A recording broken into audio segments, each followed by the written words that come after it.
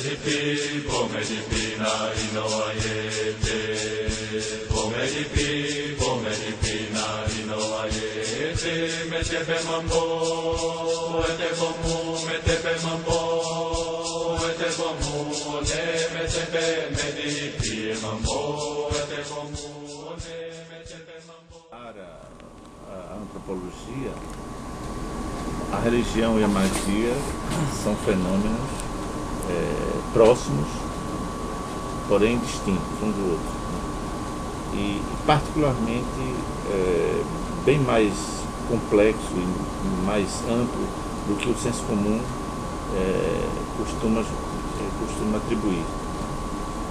A religião e a magia são expressões da cultura humana, né?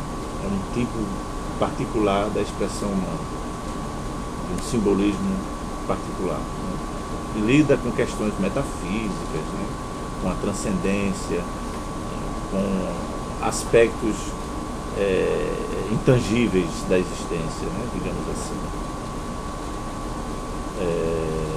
E são universais culturais, né? São formas de expressão encontradas em todas as sociedades humanas. Há elementos de magia nas religiões e elementos religiosos nas práticas mágicas.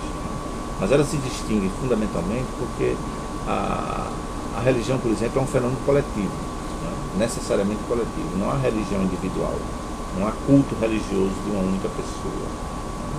A religião é uma expressão coletiva dos indivíduos, né? Que formam uma comunidade simbolicamente estabelecida, né? Pertencer a uma religião é partilhar significados e símbolos de uma determinada ordem. Já a magia é um corpo de conhecimentos, né, que são operacionais, né, tanto em termos coletivos quanto individuais. A magia tem uma particularidade de poder ser realizada, de poder ser um ato individual, né? Eu posso praticar um ato mágico, digamos assim, né? Mas eu não posso sozinho praticar um rito religioso.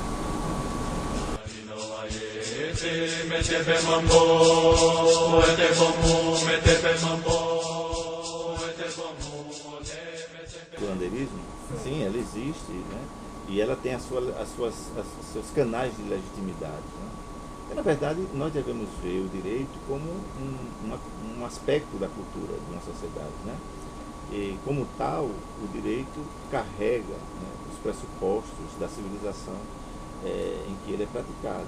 Na nossa civilização, no nosso modelo de sociedade, né, as práticas curativas, né, ligadas à magia, elas sofrem, né, um determinado tipo de recepção social, muitas vezes negativa, né, mais do que a religião, né, pelas razões que eu falei antes.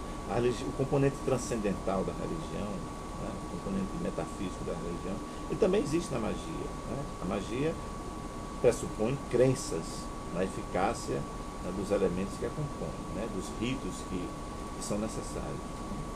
Em ambos os casos, você pode lidar com aquilo que os antropólogos chamam de eficácia simbólica, né? Uma cura mágica, né, ela pode ser eficaz, ela pode funcionar bem para um paciente, do mesmo jeito que a crença religiosa pode fazer bem a alguém que... Né? O problema é que a legitimação social das crenças religiosas se dá por conta de um contexto institucional diferenciado, né? As religiões são instituições sociais reconhecidas, né, pelos poderes instituídos como componentes da sociedade, da vida, das civilizações. E as práticas mágicas são vistas como remanescências, né, difusas, né, sem uma ortodoxia, sem um núcleo duro que lhe dê legitimidade institucional. Esse é um dos problemas das práticas mágicas, é que elas são difundidas de uma maneira muito anárquica na sociedade, né? Elas não têm endereço próprio, né? Elas não têm um código definido por um livro sagrado, por um conjunto normativo, como ocorre com as religiões instituídas. Então a legitimidade social das práticas mágicas, nesse sentido, tem uma desvantagem muito grande em relação àquelas advindas da religião. Agora, isso nada tem a ver com a eficácia simbólica que pode existir num rito religioso ou num rito mágico. Depende muito do uso que se faz. Quando se pratica um ato cirúrgico, por exemplo, na medicina oficial, né, e se tem um santuário no quarto do doente, né, isso não é visto como sendo algo que interfira no procedimento. Né. No entanto, uma prática de cura mágica, um ritual, ele pode ser mais eloquente ou pode ser mais chocante aos olhos leigos, né, se ele ocorre num espaço hospitalar. Agora, o que eu acho que está em jogo aí é a substituição, né, de uma prática social legitimada, seja ela médica ou jurídica ou de outra esfera civil, né, quando ela é substituída por um rito mágico que pode induzir a ideia de ludibriar, né, a boa-fé de alguém. E no caso das religiões, da prática religiosa, há uma legitimidade social para se acreditar num Deus, num conjunto de ritos religiosos. Né? Isso cria problemas sutis, né, às vezes, entre o limite da ação individual, né, e a aceitação coletiva dessas ações individuais. Como a prática religiosa ocorre sempre com a legitimidade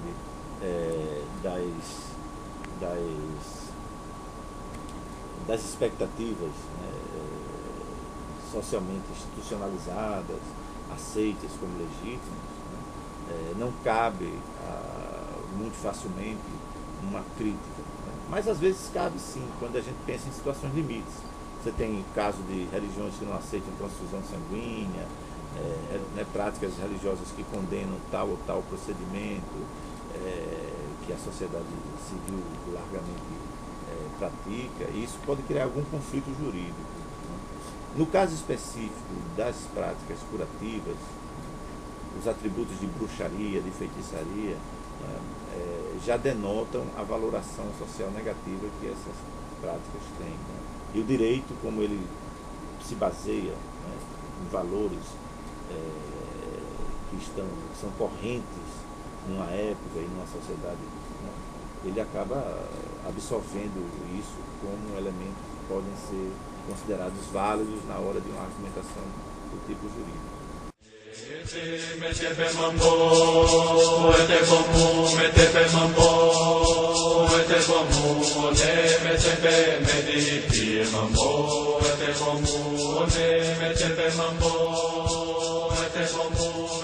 Mambo